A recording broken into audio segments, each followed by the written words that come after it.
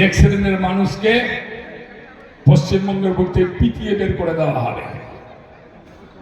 এটা অরাজনৈতিক, অসাংবিধানিক, এই ধরনের দুজন ঢেড়স মানুষ, পচা আলু, যারা পশ্চিমবঙ্গে দুর্গন্ধের সৃষ্টি করছে।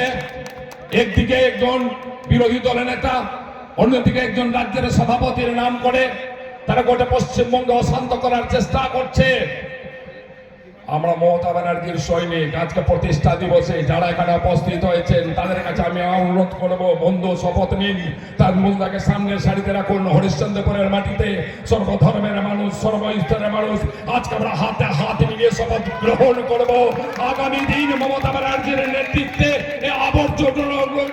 যে সমস্ত আবর্জনাগুলো জন্মগ্রহণ করেছে পশ্চিমবঙ্গের বুকে, সে আবর্জনাগুলোকে মাটি থেকে শিকড় সহ তুলে বাইরে ফেলে দিব এবং এখানে সুস্থ পরিবেশ যে মমতা ব্যানার্জি বজায় রেখেছেন, সেই সুস্থ পরিবেশ বজায় রাখার দায়িত্ব হরিশ্চন্দ্রপুর থেকে শুরু হবে।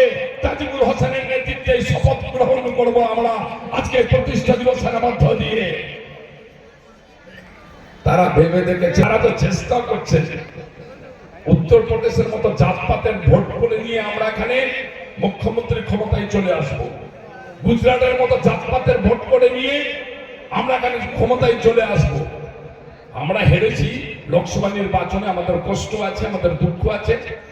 আমাদের মধ্যে কিছু বেঈমান মানুষ ছিলেন যারা বেঈমানি করেছিলেন, মির্জাফরি করেছিলেন, সেই কারণে তো আমরা হেরে গেছি। আমাদের সেখানে ভুল ছিল।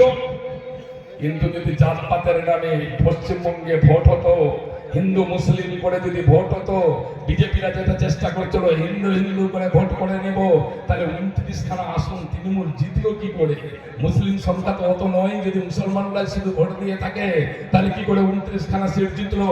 আর জাতপাতের নাম করে যারা 18টা সিট জিতেছিল গত 19 সালের লোকসভা নির্বাচনে, তারা কিন্তু 2000 এই নির্বাচনে লোকসভা নির্বাচনে এসে তাদের সংখ্যা কমে 12 হয়ে গেল। অর্থাৎ পশ্চিমবঙ্গের মানুষ প্রমাণ করেছেন বাঙালির যে ঐতিহ্য, সেই ঐতিহ্য যুগ যুগ ধরে বর্তমান থাকবে। এখানে জাতপাতের নামে মানুষ ভাগ হয় না, এখানে হিন্দু মুসলমানের নামে মানুষ ভাগ হয় না।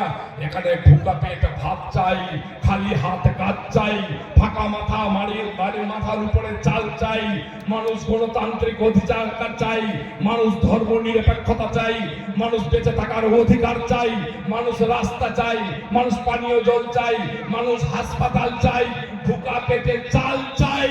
এখানে ধর্ম নয়, জাতপাত নয়, হিন্দু মুসলমান নয়, বেঁচে থাকার অধিকার চাই। আর সে অধিকার দিয়েছেন আমাদের নেত্রী মমতা ব্যানার্জি। তাই মমতা ব্যানার্জিকে আরো শক্তিশালী করতে হরিশ্চন্দ্রপুরের মানুষের কাছে আহ্বান করব। এখানে তাজমুল দা বলছিলেন